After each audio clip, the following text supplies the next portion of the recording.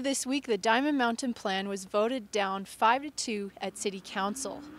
The plan had affordable housing in mind for about 800 to 1,000 residential homes right here on a hillside in North Glenmore. Renee Wasilic is the CEO of Troika Developments. This Diamond Mountain Plan has been a labor of love for her and her team for the last 12 years. I was obviously disappointed. It was a tragedy, but it wasn't until about 4 a.m. this morning that I was, sitting and thinking and going, oh man, that all of a sudden I had this sensation of, I felt like I let the community down. That was probably the hardest, is that I felt like walking away from council chambers yesterday, I had failed the community. Utility Services Manager Kevin Van Vliet put the recommendation forward because of the site's close proximity to the landfill. I'm certainly I'm pleased that I think that we've provided some protection for the landfill for the long term. It has been a long and frustrating process just for everyone involved, which hasn't been very good for anyone, I guess. But in the end, I think the right decision was made. The city was concerned about receiving nuisance complaints from the residents related to the sights, sounds, and smells from the landfill. The nuisance that we generate from both operations is sort of all the above. It's visual, it's noise, it's dust, and it's odor.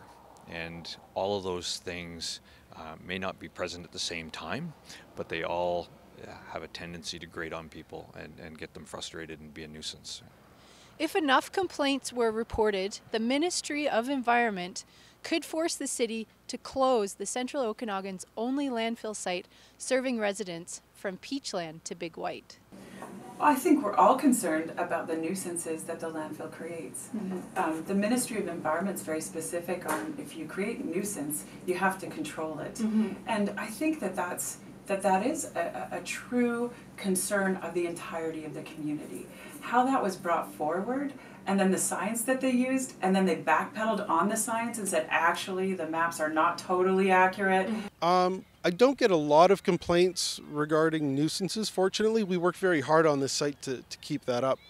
So the biggest things that I hear about are generally noise, a little bit of the dust, and from time to time we do get some odors every now and then. This wasn't one of Troika's larger development projects. Her main focus was on helping the landowners move forward and helping provide affordable homes. You know what the bigger tragedy for me is that this is a 30-year labor of love for the Ton family. And they walked out yesterday, and I know that we tried to connect, and I was like, wait, I need to get outside. Because my concern was for them. Because that was a huge gut-wrenching process where they were told, really your contribution to our community doesn't matter. Len Tron and his family purchased this 108-acre piece of land about 30 years ago, and he's been farming it ever since.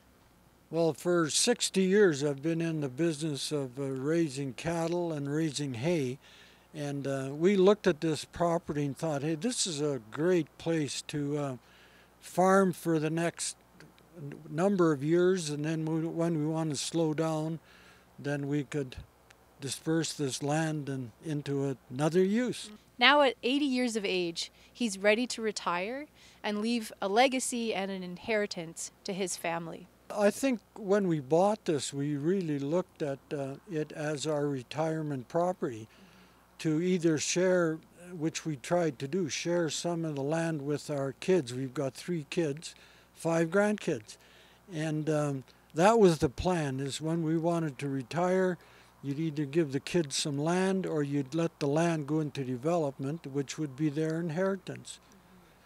And I was disappointed with the outcome, because you're denying people that wanted to come and enjoy this property the way we've enjoyed it.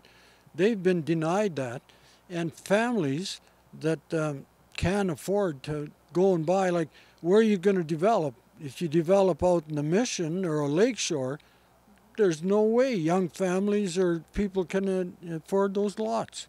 And this would have been an ideal subdivision for different groups of people. But in the end, Renee's efforts to help these landowners move forward and provide affordable housing wasn't enough to change the minds of City Council, even City Councillor Luke Stack, whose main initiative is affordable housing. Yeah, I totally want to see more affordable housing. I totally agree.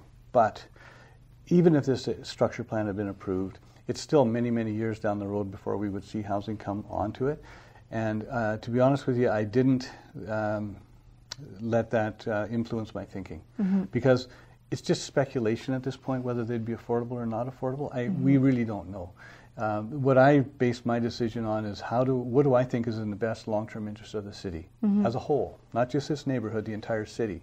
And in my mind, the landfill is one of the most important assets we have in the city. I put it right up there with the airport and the lake, because if we can't use the landfill, we have to start trucking and hauling garbage and recycling who knows where, truthfully. Right. And all I know is going to be very, very expensive. As for what's next, Diamond Mountain will likely be moving forward with 17 10-acre estate lots.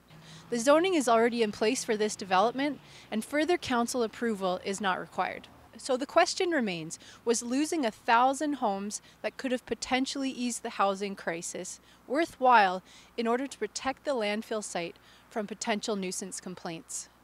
For Kelowna Now, I'm Liz Brown.